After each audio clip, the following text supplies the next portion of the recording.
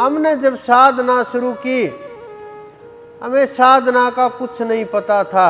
ये नहीं कि हम सीख करके आए थे, ऐसे ही जन्म सिद्ध थे कि पैदा ही इसलिए हुए थे, बिल्कुल भी नहीं, ऐसा कुछ नहीं है। जो लोग ये बोलते हैं कि मैं तो जन्म से ही सिद्ध था, वो अवतार होते हैं, मनुष्य नहीं होते।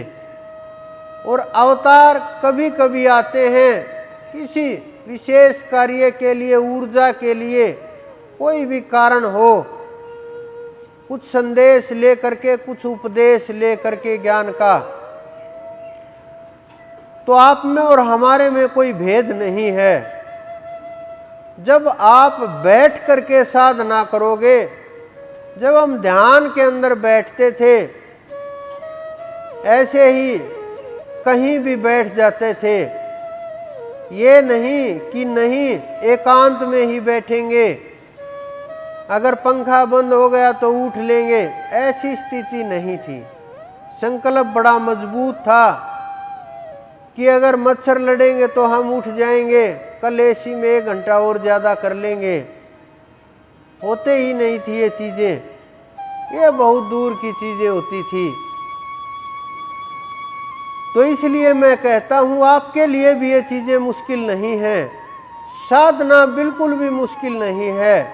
लेकिन डरा डरा करके, बहका करके, भटका करके, भ्रमित करके, भय पैदा करके इधर उधर बांट दिया, साधना को बिखेर दिया।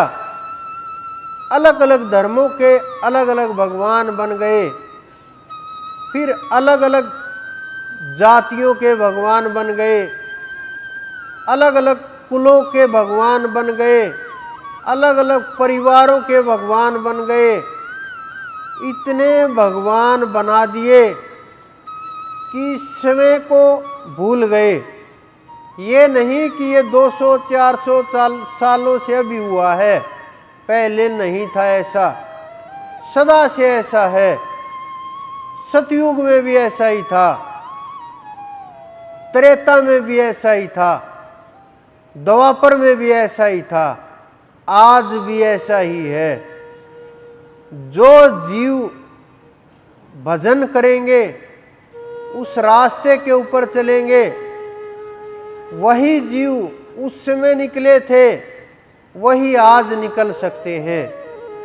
लेकिन बिना साधना के वहाँ तक ना जाया जा सकता है, ना वहाँ तक जाने की हम सोच सकते हैं। और बिना प्रयास के सीधा सा मार्ग है, बिल्कुल सीधा मार्ग।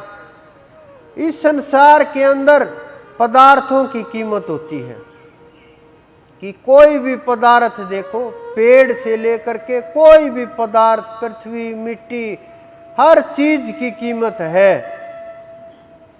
लेकिन जो आध्यात्मिक जगत होता है, उसमें भाव की कीमत होती है, पदार्थों की कीमत कम हो जाती है। वहाँ भाव ज्यादा महत्वपूर्ण होता है पदार्थों की बजाय।